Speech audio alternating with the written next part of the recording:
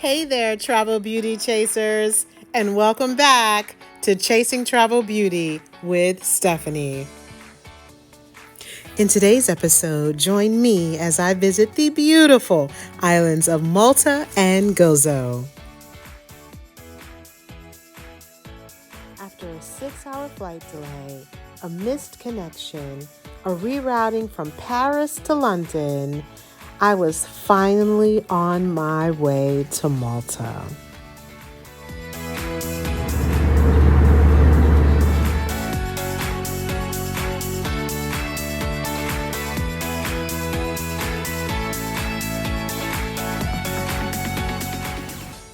Nestled in the heart of the Mediterranean, Malta is an island nation whose history is as deep and as colorful as its turquoise waters.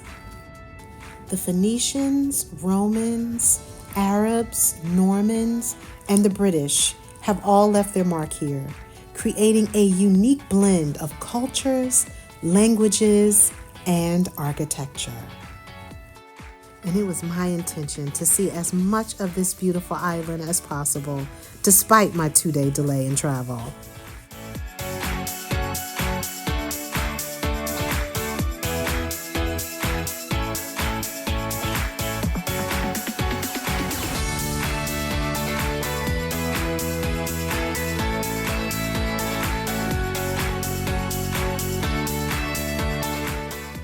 I stayed at the Westin Dragonara resort. It is a luxurious seaside escape in the heart of St Julian's. While it felt like a serene retreat, it was only steps away from all of the vibrant dining and shopping in the area. Okay, we made it to our hotel in Malta. We're at the Westin Dragonara. I'm exhausted, as you can see by the way I look. I've been traveling for days. All right, but let me show you guys the room. So here's our bathroom. As you can see, it's a nice size. It's cute. Look at here. Got your big closet with your safe. As you can see, I already hung up my coats. A little mini bar area. Let's see, do I have a fridge? Let's see, I don't even know. Okay, so they have one that's already stocked with items, so probably not for my use. Then, as you can see, I got 2 queen beds. And then I have the balcony. I'm not really sure how great my view is yet. I think we'll get a better idea of this tomorrow, but let's just step outside and see what we can see.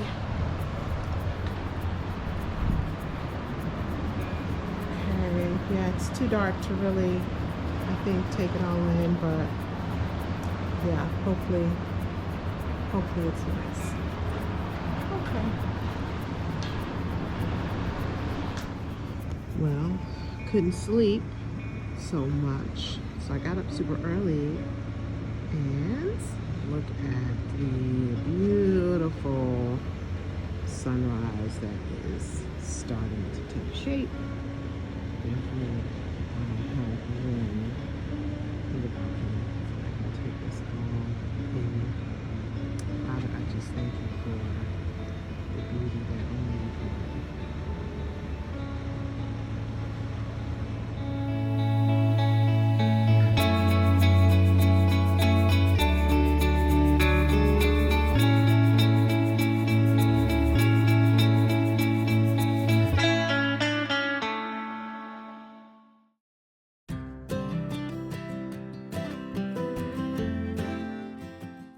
So today I will be chasing travel beauty on the tiny island of Gozo, a hidden gem just off the coast of Malta.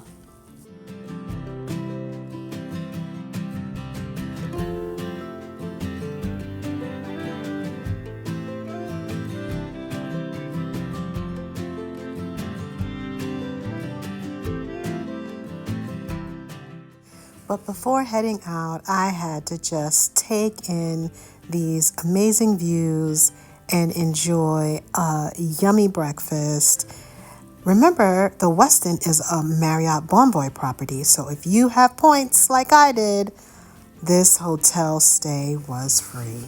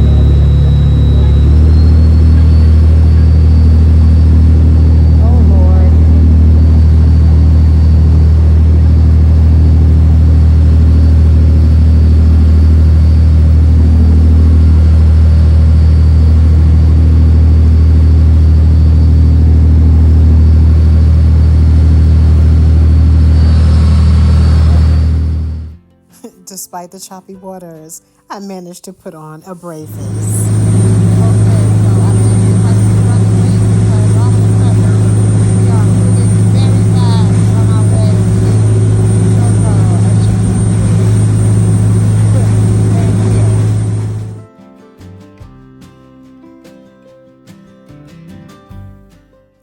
As we made our approach towards Gozo, the water was a perfect shade of blue.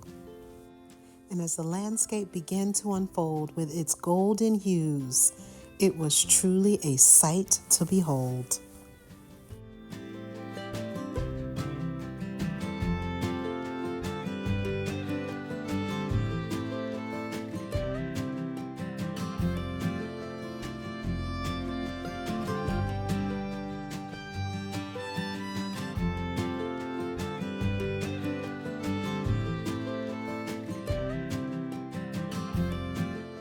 So I booked this tour through Get There, and they used Gozo Pride for our day tour, and they did not disappoint.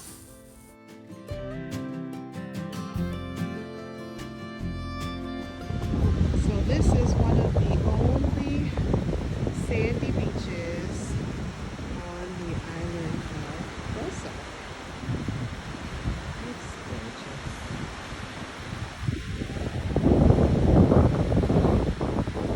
There's some statue over here, I'm not really sure what it is.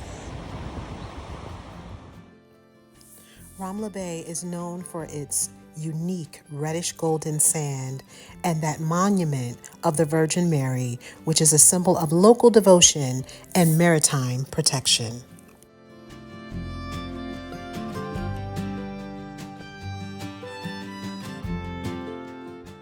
Next, we visited the Ggantija Temples, home of the Neolithic World Heritage Site and Museum.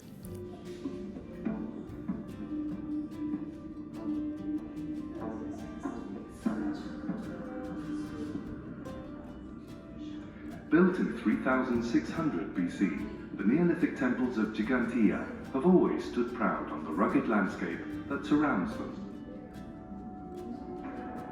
As early as the 17th century, scholars took note of these structures and associated their massive size to a mythical race of giants. Ggantija was no different, and its massive outer walls and as yet unexcavated interior earned it the name Torre de Giganti, or Ggantija.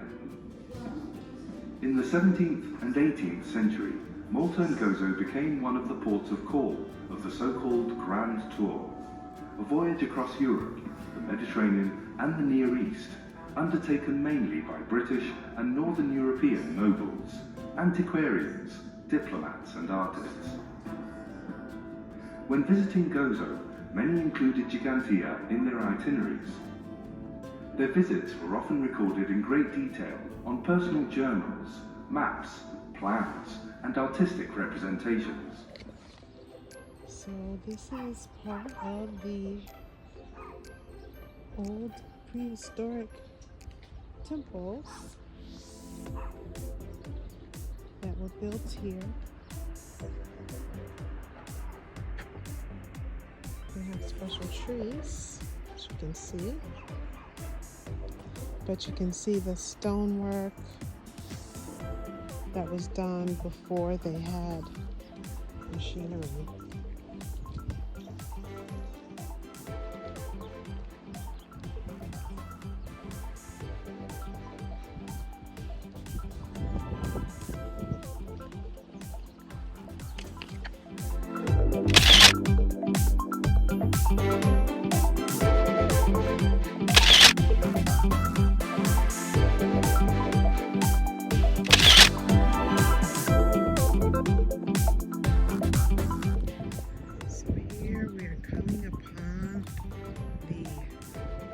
Prehistoric stone wall that they built 5000 BC, older than Stonehenge, older than the Egyptian pyramids. It says most temple sites are positioned in areas with access to sea to agricultural plains. Ggantija is no exception, and it commands the valley which leads to Ramla, one of the few easily accessible bays on the northeastern coast.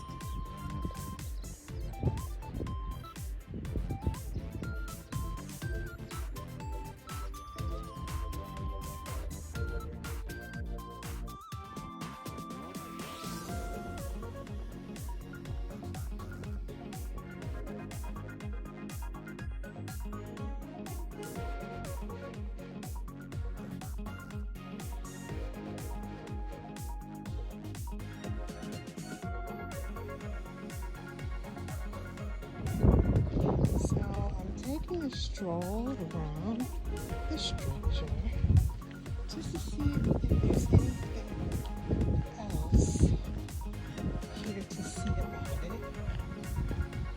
And I'm glad I took this time to walk around the back, because you see some of these other freestanding elements that would have missed this. Sometimes you gotta just keep searching for beauty that lies beyond typical areas.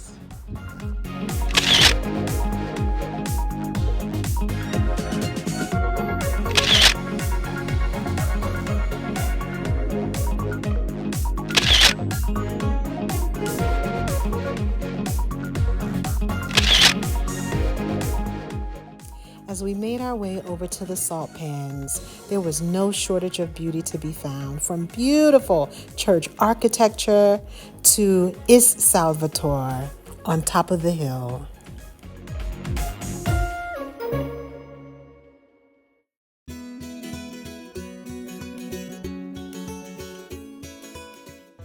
We made a quick stop at the salt pans on the northern coast of Gozo. These geometric salt flats extend across the coast and have been used for over 350 years.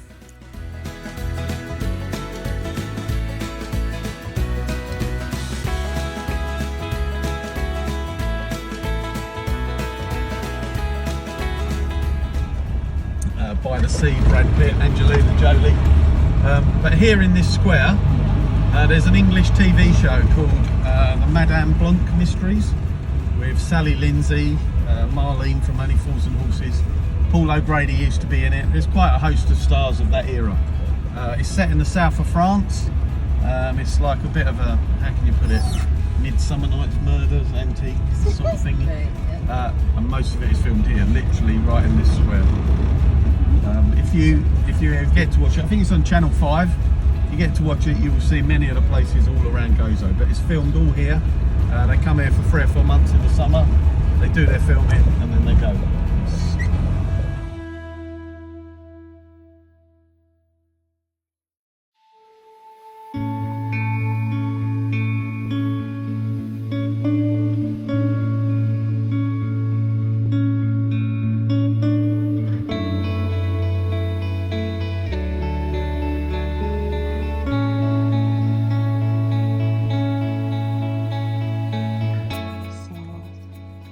In front of the Miracle Church.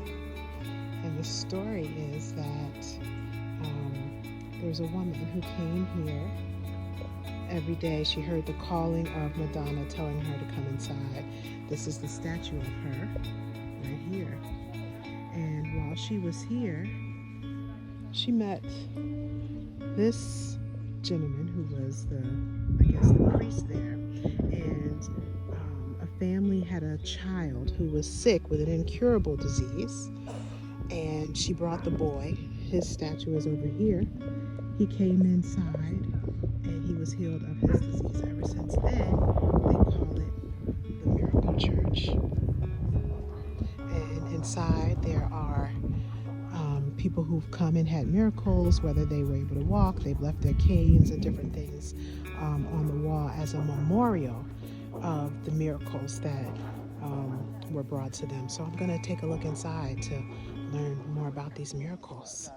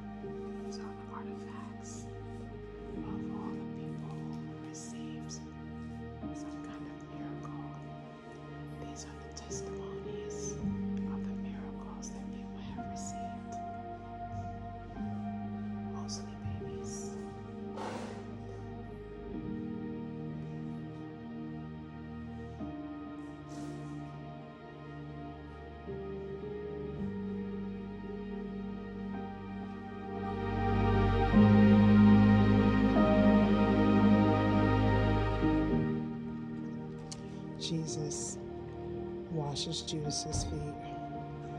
It's one of the hardest lessons. We learn to love our enemies. I'm not sure what this one is. I feel like it's Jesus saying, who do men say that I am? But I'm not 100% sure.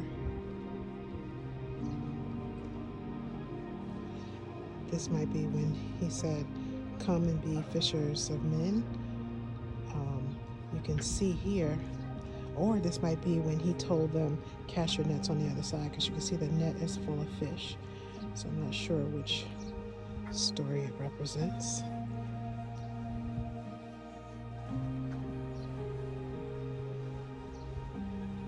This might be when Jesus was young and he was like, I have to be about my Father's business in the temple. And the Holy Spirit came on Jesus like a dove. He said, this is my son in whom I am well pleased. Well, regardless of your religious background or affiliation, there was definitely something very peaceful about this place. So I'm here in Schlindi, and this beautiful white cliffs are here. I don't even know what the place is famous for, but what I can say is it's lovely. Check it out. Check it out! These towering limestone cliffs aren't just stunning, they're ancient. In fact, they're over 5 million years old. So when you're standing on this limestone, you're literally walking on history. So I'm taking these stairs down. I'm going to walk alongside the water to get to the other side. Just enjoy the sound of the water, the beauty of nature. Oh, God, I thank you. God, I thank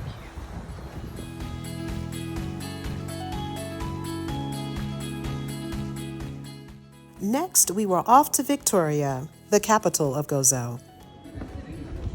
So this is once you walk inside of the Citadel. So this is the view that you get in Victoria when you walk to the top of the Citadel.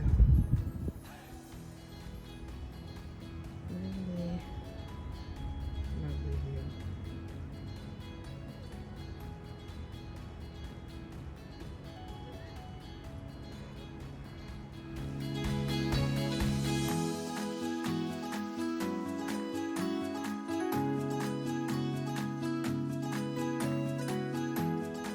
So we're here in Hulselam. This is a little town that's very environmentally friendly. They made a Christmas tree out of wine bottles, so being, you know, very sustainable.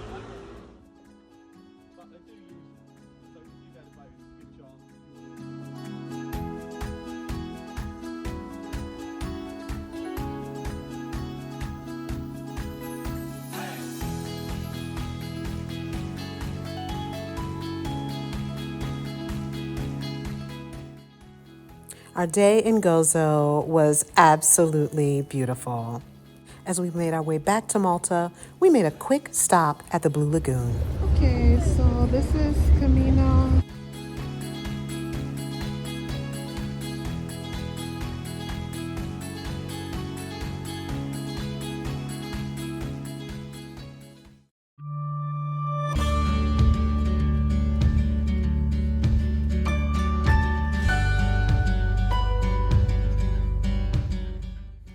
After taking in the morning views from my balcony, I decided today I will explore Valletta. Self-guided tour, and the first stop was St. John's Co-Cathedral. When you step inside, you are immediately wrapped in gold.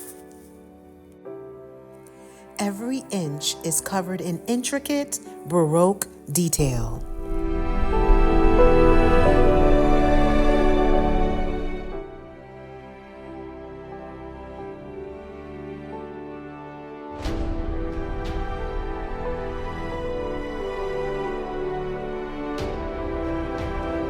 And the floor is made entirely of marble tombstones.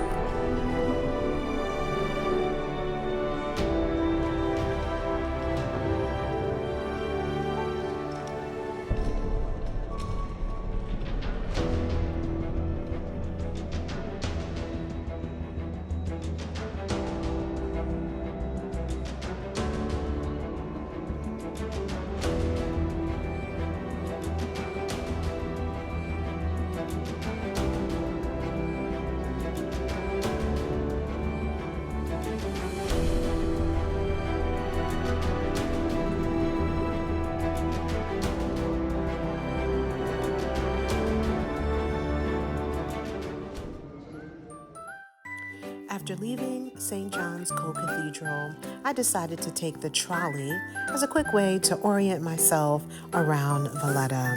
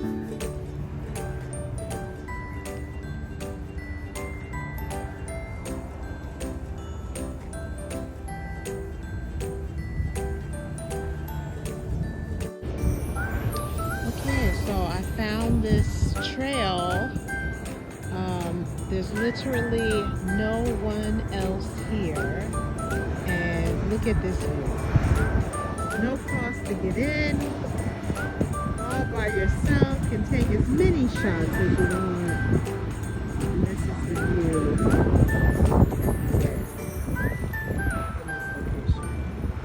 It's like a cute little park right across from the bus station and where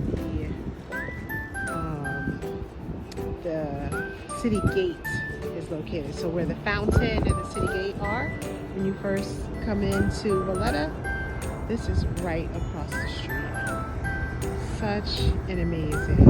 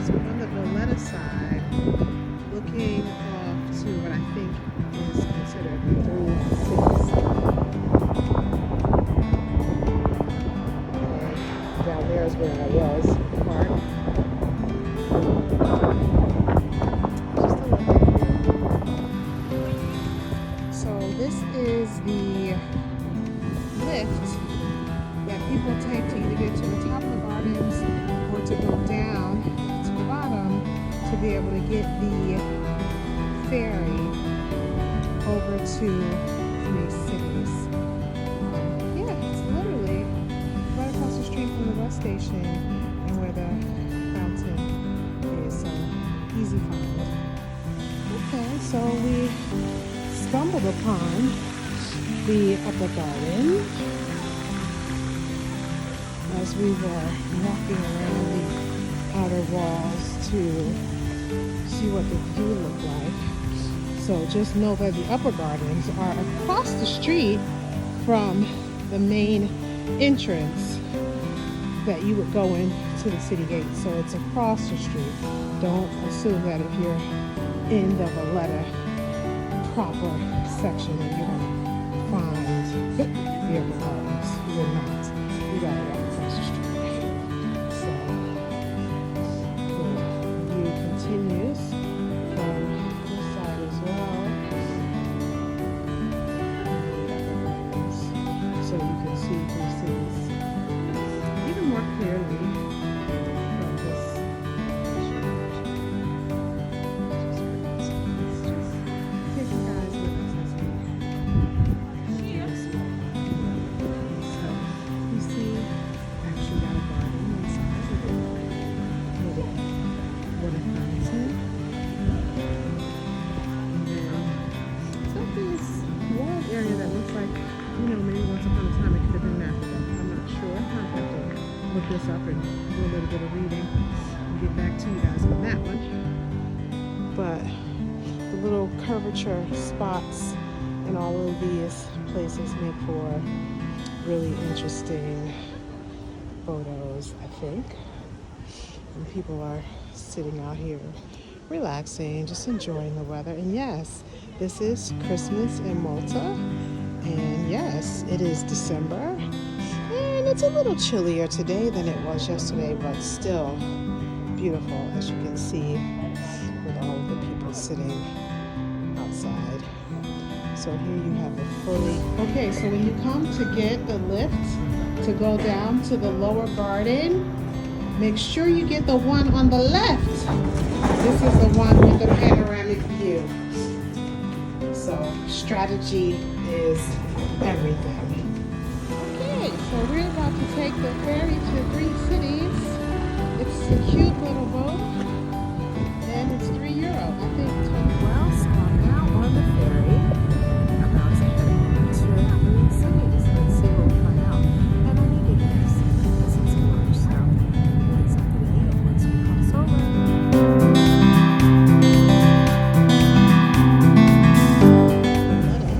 This side, it's very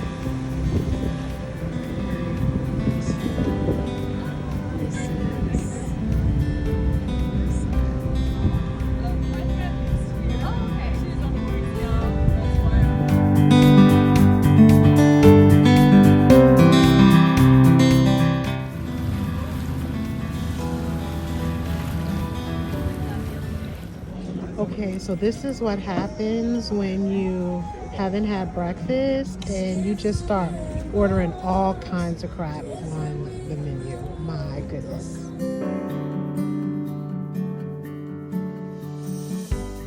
Well, I just finished my lunch at 3 Cities. I got enough left over for dinner and breakfast tomorrow, but it was yummy. This is just a little area for a church called the Collegiate Parish Church of St. Lawrence. And it looks interesting inside, but they want €1 to go in. So guess what we're not going to do? We're not going to pay €1 to go into a church. So here we are at the Maritime Museum.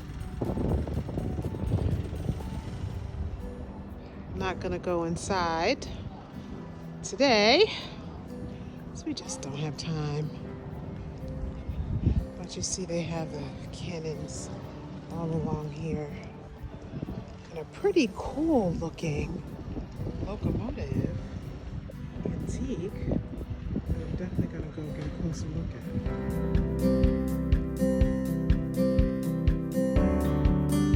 So I just want to know, what kind of business do you have to be in to have a boat like this? My God, I just want to be their friend. How about that?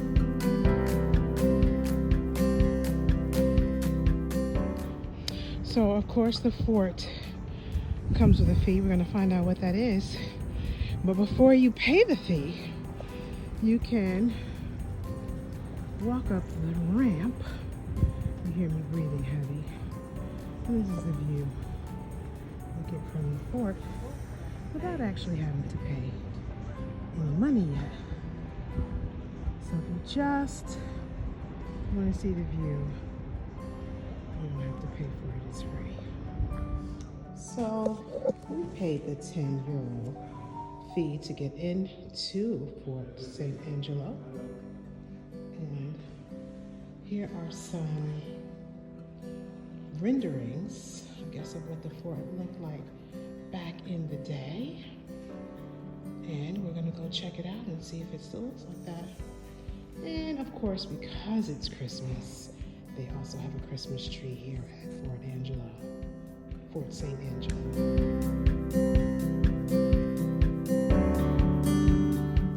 Okay, so we're taking the fort, and it looks like we have to go up further. They have all these little caves that I'm not going to go inside and read the information. Did you know this structure is known as the Barbican and predates 1500. The word derives from the Arab verbs bab and khan, which means sheltering a gate. Normally, barbican is built in a cylindrical form. However, this could not be done here due to geographical limitations. Okay, well, let's see what else we're getting ready to learn about Fort St. Angelo. I know one thing, Fort St. Angelo's got plenty of steps and plenty of ramps. Okay, so here we have what obviously was some of the artillery, some facts and figures. And here is something they must have used to launch things from. Interesting.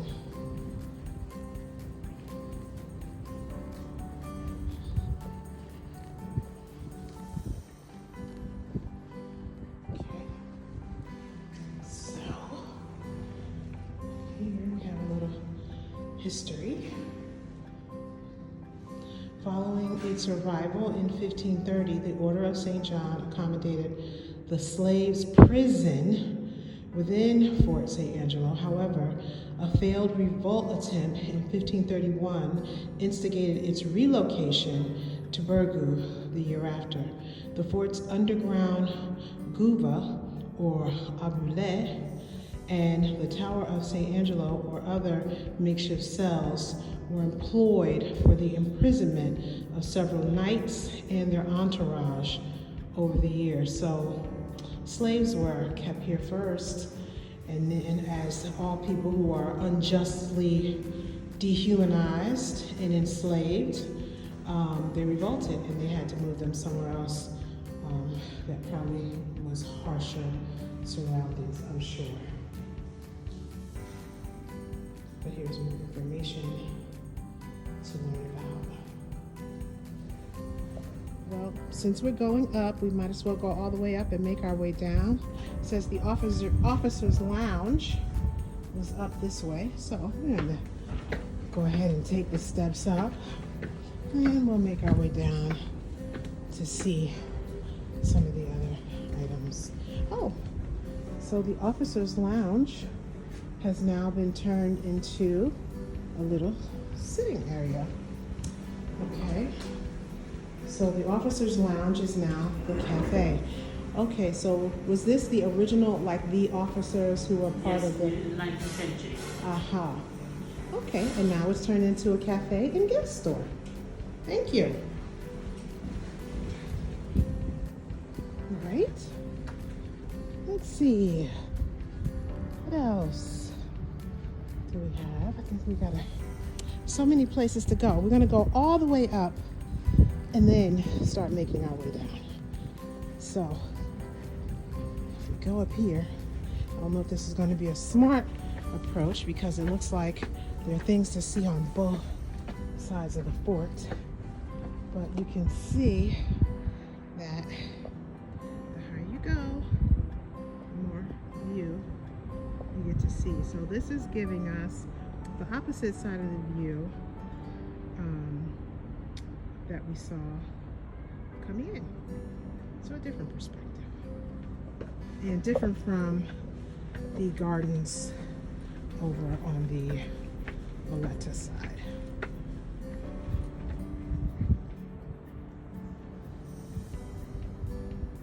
So at the top, they got the bell. I guess that they would ring to warn, maybe. And then, as you can see, the artillery cannons will be locked and loaded.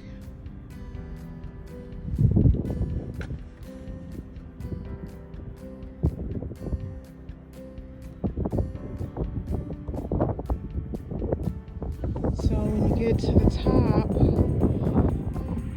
you get to see this view, which gives you the other side of one of the three cities, and then the Victoria side that we saw on the boat coming in. So I think worth the 10-euro to learn this history and also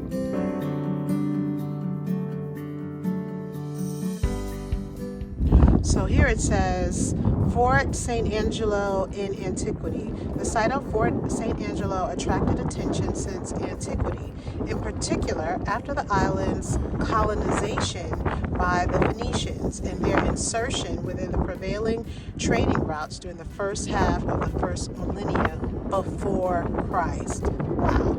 A robust stronghold seems to have been firmly planted on its perched crest by late antiquity. Wow, that's really good.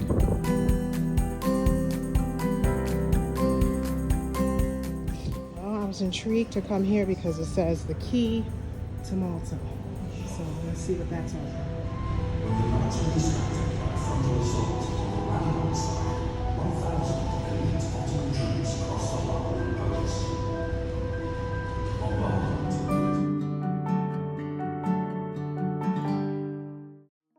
So this was clearly one of the lookout points that they had.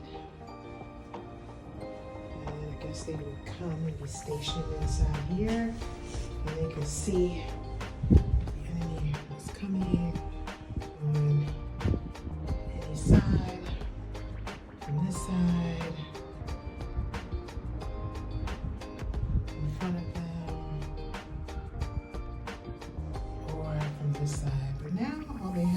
enemies, just beautiful views. That's all.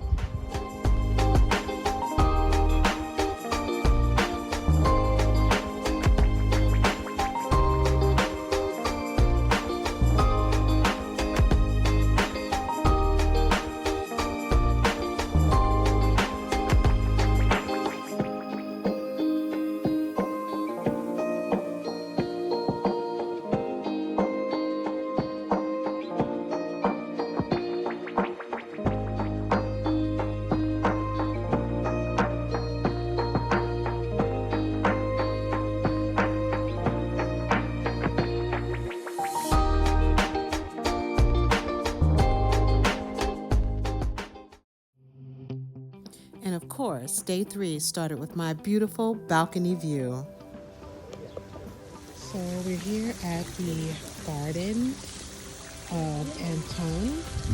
This is where the president lives in the palace that I showed you earlier. And these are the gardens that lead up to the palace. This is the water fountain that they have in the property.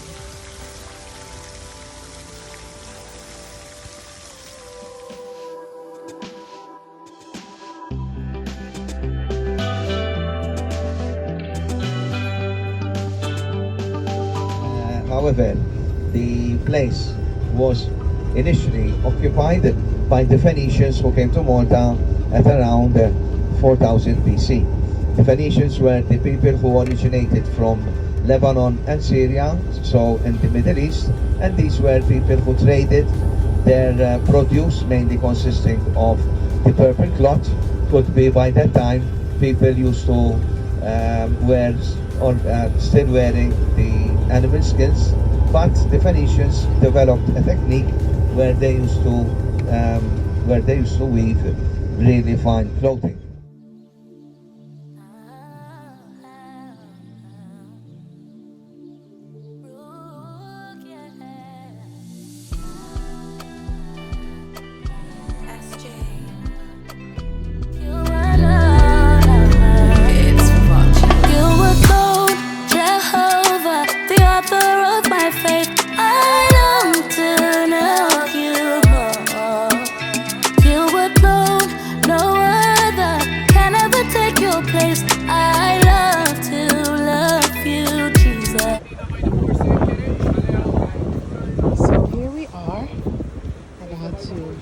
Into buggy ride in. Chose to take the but we're just gonna walk in, okay? So as we walk into the main city gate, there's an outside garden on this side and another on this side. And we're headed into Mdina.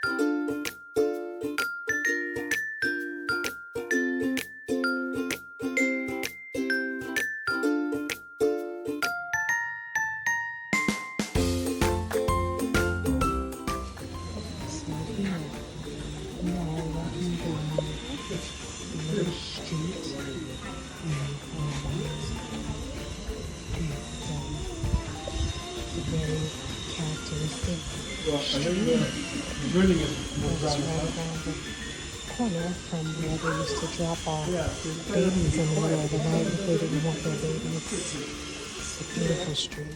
So here in Rabat and all across Malta, they are really big on celebrating Christmas. So we're walking down the street. This is the historic street in Rabat.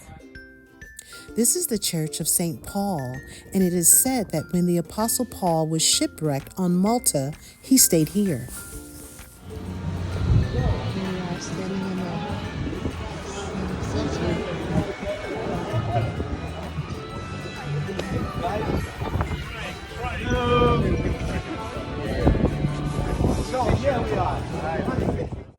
The Musta Rotunda was our last stop on today's tour, and did it have a story to tell?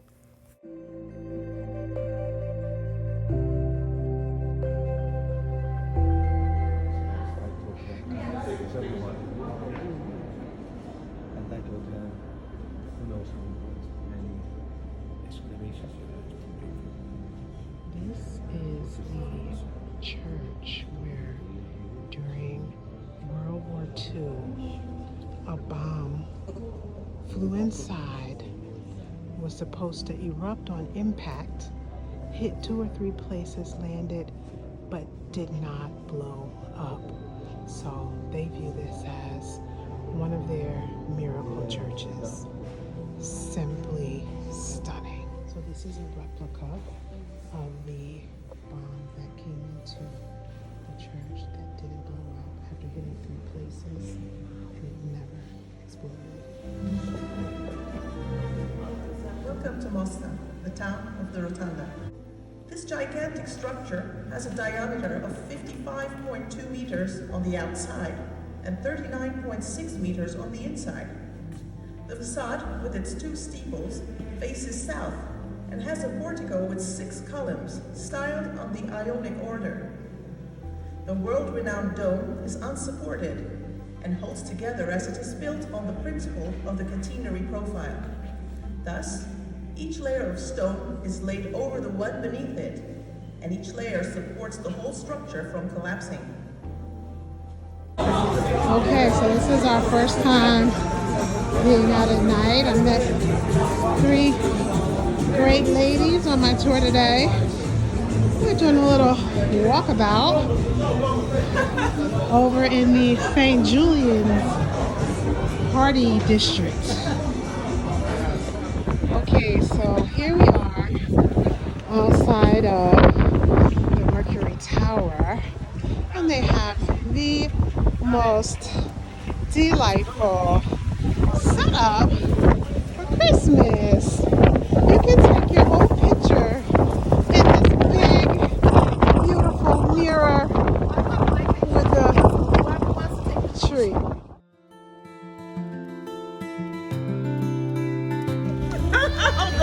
This is crazy. Oh my God, this is dangerous. My time in Malta and Gozo was filled with amazing history, culture, food, and beauty.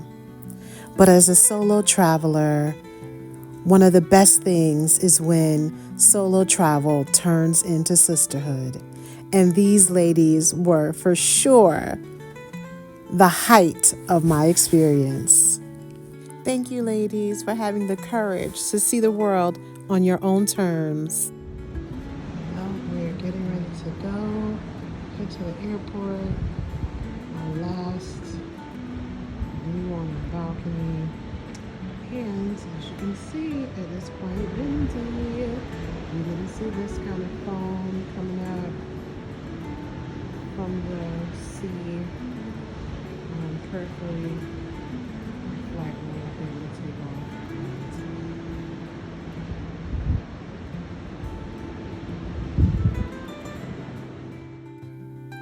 And just like that, it's time to say goodbye to Malta.